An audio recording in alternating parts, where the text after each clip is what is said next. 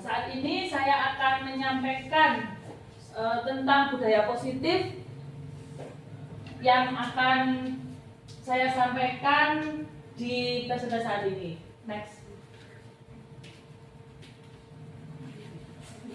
Nah, perkenalkan, saya CGP Angkatan 10 Kabupaten Malang yang ada di SDN 3 Pujaso ini. Next.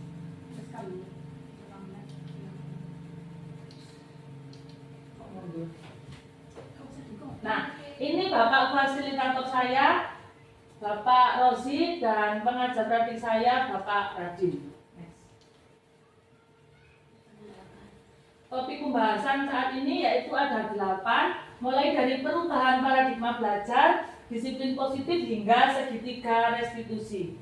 Next.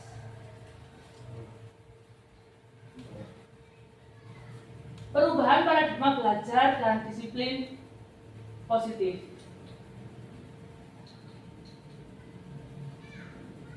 Nah, apakah Bapak Ibu setuju dengan pernyataan yang tertera di sini? Yang pertama, hukuman fisik atau psikis itu dapat mendisiplinkan anak. Dan yang kedua, pemberian hukuman berupa hal positif seperti membaca atau membersihkan halaman sekolah atau biasanya membersihkan kamar mandi itu akan dapat meningkatkan kedisiplinan anak.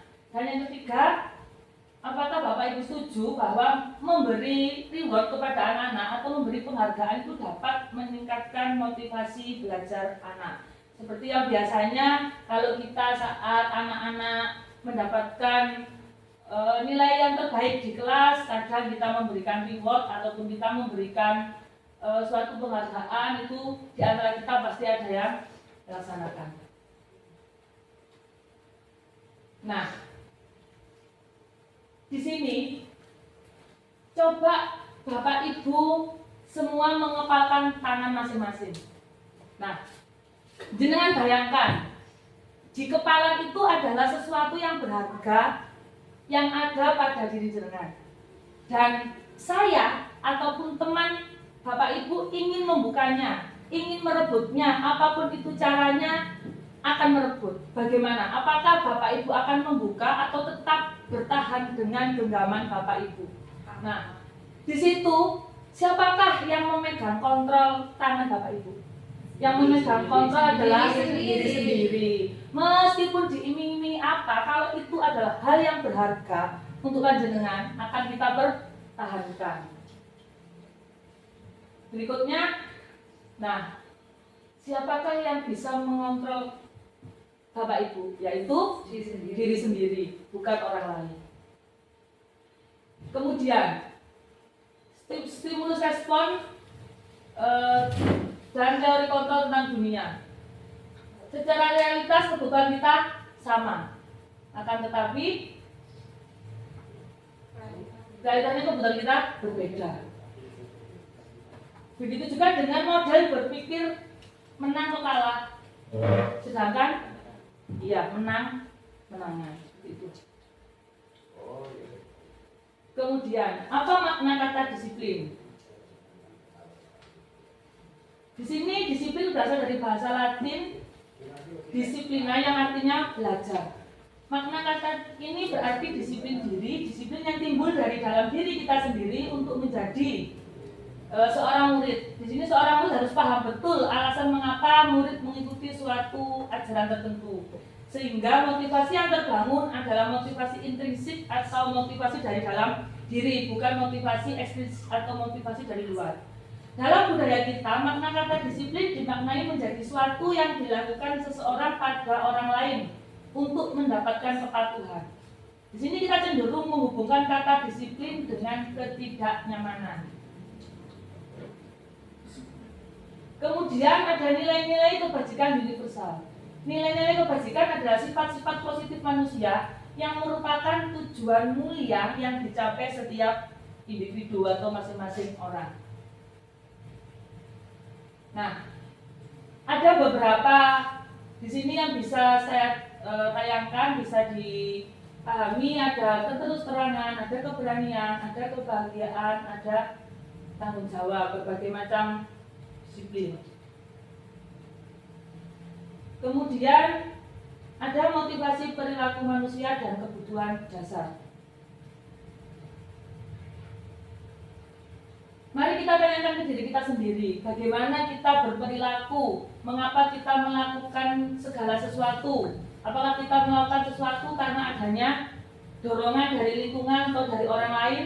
Apakah terkadang kita melakukan sesuatu karena kita menghindari rasa sakit atau ketidaknyamanan, atau biasanya kita menghindari hukuman. Nah, terkadang kita juga melakukan sesuatu untuk mendapatkan apa yang kita mau. Jika kita tidak menginginkan, maka kita mager, tidak ngapa-ngapain.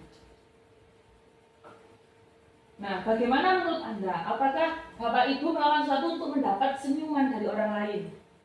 Apakah untuk mendapatkan hadiah atau reward dari orang lain? Atau untuk mendapatkan uang? Jadi Bapak Ibu mau melakukan sesuatu. Apakah kira-kira alasan orang atau alasan Bapak Ibu semua untuk melakukan sesuatu itu apa?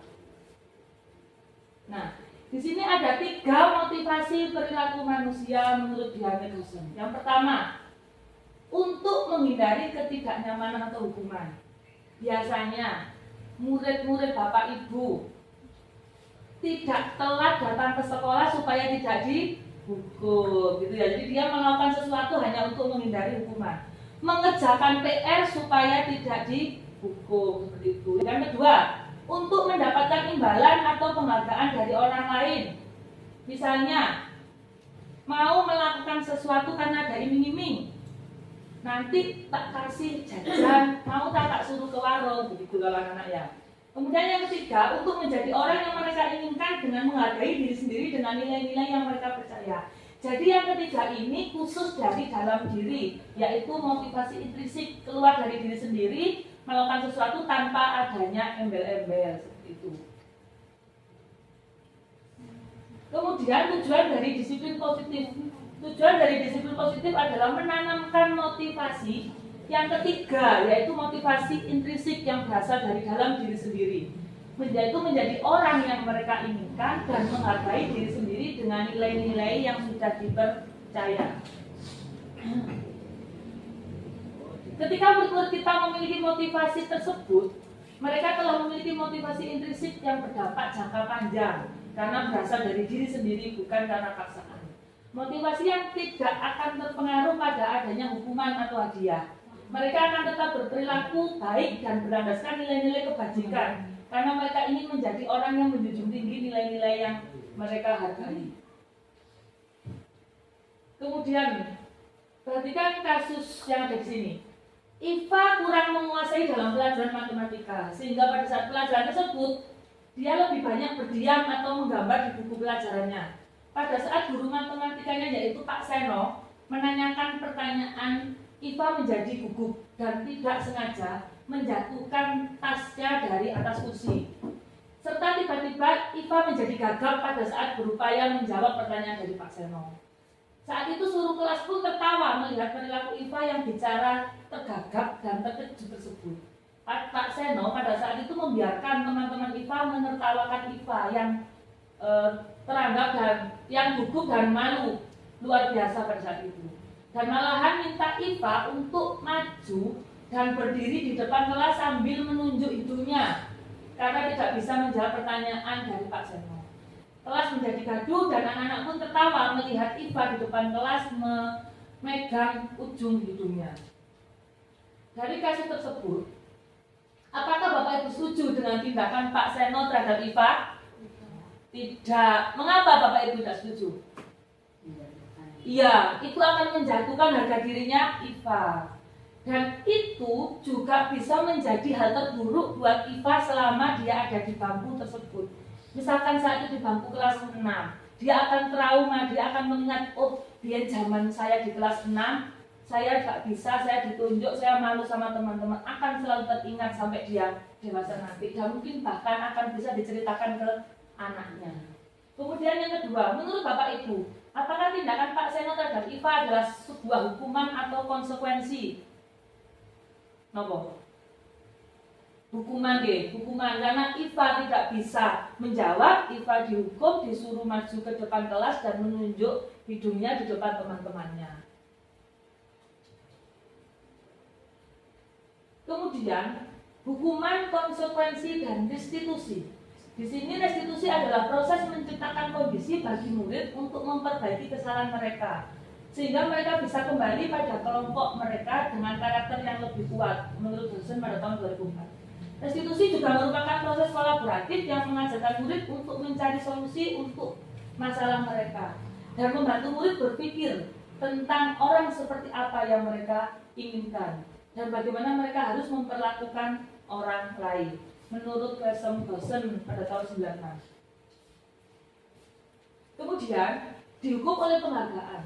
Saat kita berulang kali menjanjikan hadiah kepada anak-anak agar mereka berperilaku bertanggung jawab, atau kepada seorang murid agar mempelajari sesuatu yang baru, atau kepada seorang karyawan agar melakukan pekerjaan yang berkualitas, kita sedang berasumsi mereka tidak dapat melakukannya atau mereka tidak akan memilih untuk melakukannya. Ada 5 kebutuhan dasar manusia, yaitu yang pertama bertahan hidup, yang kedua kasih sayang, yang ketiga kebebasan, kebutuhan yang keempat kesenangan, dan kebutuhan yang kelima penguasaan.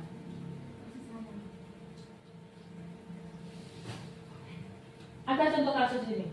Dinda, seorang anak kelas 4, begitu tiba di rumah sepulang dari sekolah, menangis dan mengadu pada ibunya bahwa dia benci kepada Ibu Rani, yang gurunya sendiri. Menurut Bapak Ibu, kebutuhan apa yang berusaha dipenuhi oleh Dinda jika jawabannya seperti ini? Bila Anda berada di posisi Ibu Rani dan mendengar informasi dari ibunya, Dinda, tentang perasaan Dinda hari itu, apa yang akan Anda lakukan pada Dinda besok ketika masuk sekolah agar kebutuhan Dinda terpenuhi? Di sini Dinda begini, Ibu guru bilang aku tidak boleh bersenandung sewaktu aku mengerjakan tugas. Katanya kelas harus tenang, tidak ada suara. Kan tidak seru jadinya. Dinda bilang begitu. Nah, di sini berarti Dinda berusaha untuk memenuhi kebutuhan, yaitu yang kesenangan. Dia sebenarnya senang bersenandung, tapi bagi ibu gurunya itu ditegur itu. Yang kedua, ibu guru tidak menyapaku hari ini, padahal aku pakai jepit rambut baru. Nah, Dinda bilang begitu. Nah, di situ Dinda berusaha untuk memenuhi kebutuhan, yaitu kasih sayang dan rasa diterima. Oleh siapa? Ibu guru. Kemudian, aku bosan masa belajarnya cuma gitu-gitu saja, dengerin ibu guru saja. Nah, kebutuhan di sini yaitu kebebasan. Kemudian Dinda bilang, aku sebel gambaranku tidak rapi, malah ibu guru nunjukin ke teman-temanku di depan kelas. Di sini kebutuhan dasar yaitu penguasaan. Kemudian ada posisi kontrol restitusi, keyakinan kelas, dan segitiga restitusi. Ada 5 posisi kontrol seorang guru. Ada sebagai penghukum, sebagai pemantau, sebagai pembuat rasa bersalah, guru sebagai teman, dan yang kelima adalah sebagai manajer. Kemudian ada tiga restitusi. Yang pertama menstabilkan identitas, kemudian validasi tindakan yang salah, dan menanyakan keyakinan. Menstabilkan identitas. Di sini berbuat salah itu tidak apa-apa. Tidak ada manusia yang sempurna. Jadi ini yang bisa kita berikan, kita ungkapkan ke anak-anak saat anak-anak melakukan sebuah pelanggaran. Jadi kita bisa menstabilkan identitas dengan kata-kata seperti ini. Apakah kamu sedang menjadi teman yang baik untuk dirimu sendiri? Kamu berhak merasa begitu. Kemudian kita tidak bisa menyelesaikan ini.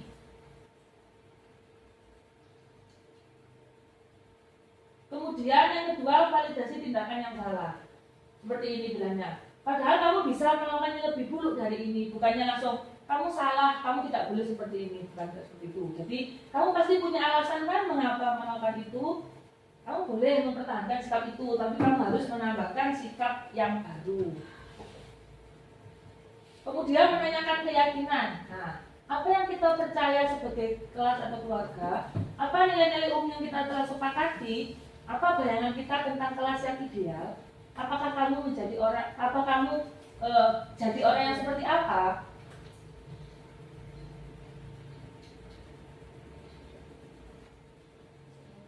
Nah, setelah itu pembentukan keyakinan sekolah atau kelas. Keyakinan kelas bersifat lebih abstrak daripada peraturan. Yang kita tahu selama ini yang ada di kelas-kelas itu adalah peraturan yang sudah ada dari sekolahan yang disebar ke kelas-kelas, itu peraturan yang buat sekolahan. Keyakinan kelas berupa pernyataan-pernyataan universal. Pernyataan yang kelas senantiasa dibuat dalam bentuk positif. Misalkan, kalau peraturan dilarang membuang sampah sembarangan, kalau keyakinan terbuang jadi membuang sampah pada tempatnya. Dilarang mengejek teman menjadi menghargai teman, seperti itu. Keyakinan kelas sebenarnya tidak terlalu banyak sehingga mudah diingat dan dipahami oleh semua warga kelas. Keyakinan kelas sebaiknya sesuatu yang dapat diterapkan di lingkungan tersebut atau di dalam kelas. Semua warga kelas sebenarnya ikut berkontribusi dalam pembuatan keyakinan kelas lewat kegiatan curah pendapat. Kemudian bersedia meninjau kembali keyakinan kelas dari waktu ke waktu. Jadi untuk keyakinan kelas ini nanti dapat Bapak Ibu terapkan di kelas masing-masing, bercurah pendapat dengan murid Bapak Ibu masing-masing. Nah, sekian itu budaya positif yang sudah saya dapat, materi-materinya yang dapat saya bagikan ke panjenengan semua. Semoga dapat bermanfaat tidak hanya untuk saya tetapi juga untuk panjenengan semua. Sekian dari saya, terima kasih, selamat siang, wassalamualaikum warahmatullahi wabarakatuh.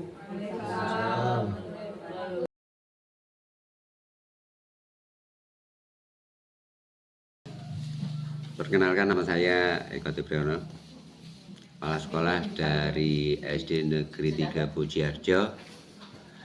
Yang siang hari ini saya ingin mengomentari atau mengevaluasi apa yang disampaikan oleh Bu Maria Justina tentang presentasi budaya positif yang sudah tadi kita dengarkan bersama, kita simak bersama, dan mudah-mudahan apa yang disampaikan menjadi motivasi tersendiri baik secara pribadi Bu Maria maupun juga rekan-rekan sejawat, sehingga dalam perkembangannya calon guru penggerak ini tidak hanya sekedar teori namun juga praktek di lapangan, sehingga dalam prakteknya nanti akan bisa diakreditasikan atau diaplikasikan kepada siswa, sehingga apa yang diperoleh dari beberapa yang disampaikan tadi bisa menghasilkan satu perkembangan yang positif, terutama kepada pribadi guru dan rekan sejawat, termasuk juga kepada anak-anak.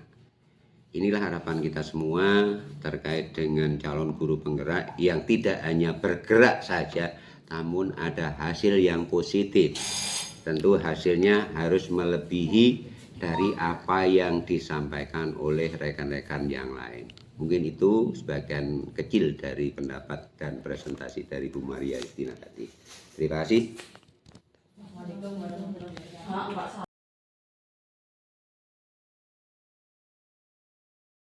Assalamualaikum warahmatullahi wabarakatuh. Saya Ibu Aulia Yunia Afita, wali kelas 4 di SD 3 Bojiharjo, rekan sejawat dari Ibu Maria Justina. Di sini saya akan menyampaikan testimoni saya mengenai kegiatan diseminasi yang telah dilakukan oleh Bu Tina, yaitu tentang budaya positif.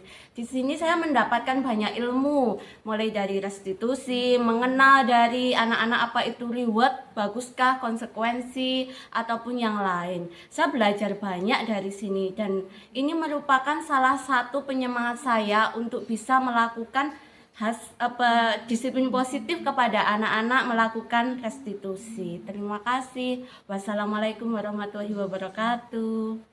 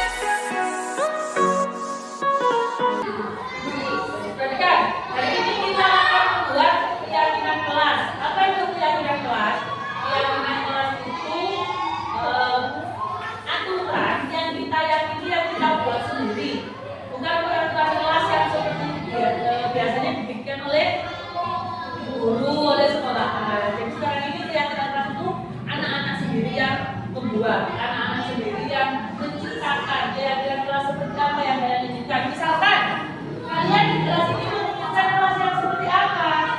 Bersih dan nyaman. Kelas yang bersih. Jika ingin kelas yang bersih berarti membuang sampah pada tidak makan di dalam kelas. Kemudian menginginkan teman yang seperti apa? Tidak peduli. Berarti menghargai. Menginginkan guru yang seperti apa? Baik. Kemudian kalau datang tepat sekarang silakan menuliskan di kertas yang sebetulnya bagi ditulis kira-kira kelas seperti apa yang kalian harapkan, yang kalian inginkan. Nanti jika sudah selesai menulis, boleh ditempel di papan tulis. Silakan ditulis dulu.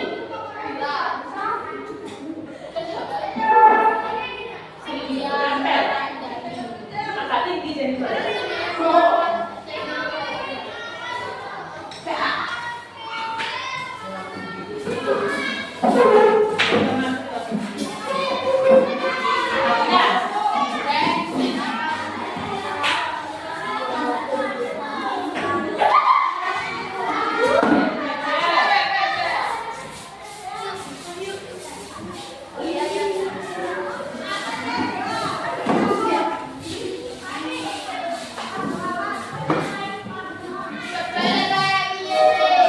diluruskan lengannya, ada lurusannya.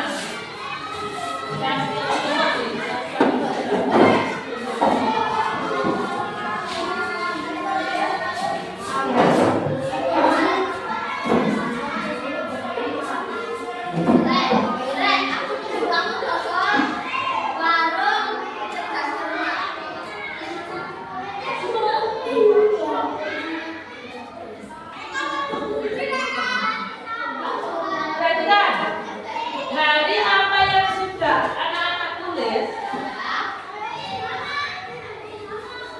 yang pertama, tidak ada kemudian. Nah, tidak ada ini kata positif apa negatif? Ya,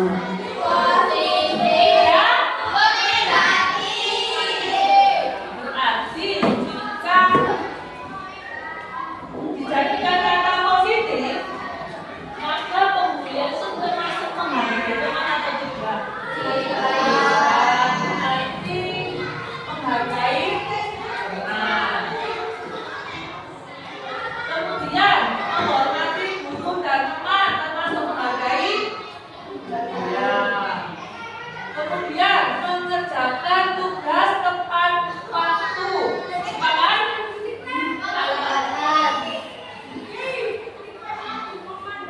Menghormati guru dan teman lagi. Ini.